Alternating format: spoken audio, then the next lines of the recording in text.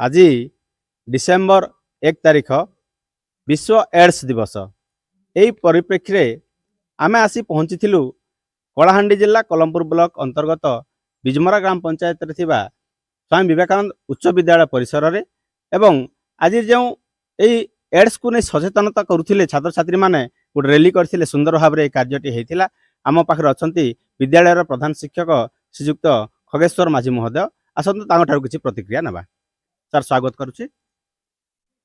धन्यवाद आपन को मध्य आज आम विद्यालय जेआरसी तथा जूनियर रेड क्रॉस रो समस्त छात्र छात्री एक शोभा यात्राटी विश्व एड्स दिवस अवसर रे विद्यालय प्रांगण रु बिजमरा बस्ती को आमे जाइथिलु। एक रैली माध्यम रे विद्यालय छात्र छात्री माने विभिन्न एड्स संबंधी सचेतनता वार्ता देले जहाँकि आज कार्यक्रमटी सफल होईछि एवं ए अंचलर लोकंकु आम ये जेआरसी तरफरु एक वार्ता देवा पई चाहिछंती जे एड्स एक महामारी रोग, एड्स रोग को घृणा कर, एड्स रोगी के नुह। यही वार्ता आज दिवस रे दिया जाइछि। आपण माने जानिथिबे WHO तरफरु 1988 मसीहा ठारू आज दिवस को डिसेम्बर 1 तारिख को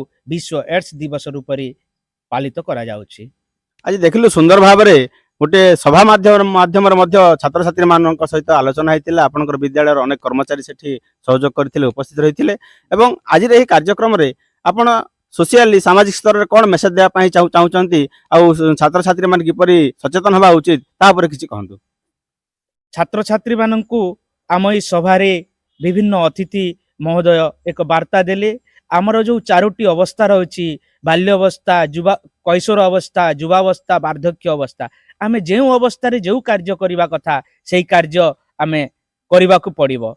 जहाँकि एई एड्स ता होउची असुरक्षित यौन संपर्क, विशेष करी अन्यान्य जो कारणटी एड्स पई दायी वर्तमान लोक सचेतन हो गले, किंतु एई असुरक्षित यौन संपर्कटी ही मुख्यतः दायी बोली समस्ते वक्ता छात्र छात्री माननकु उद्बोधन देइथिले।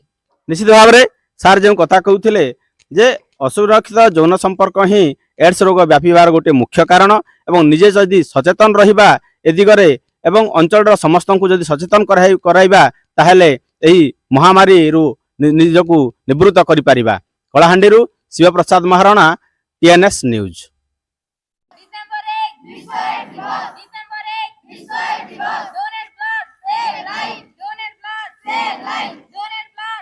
Life.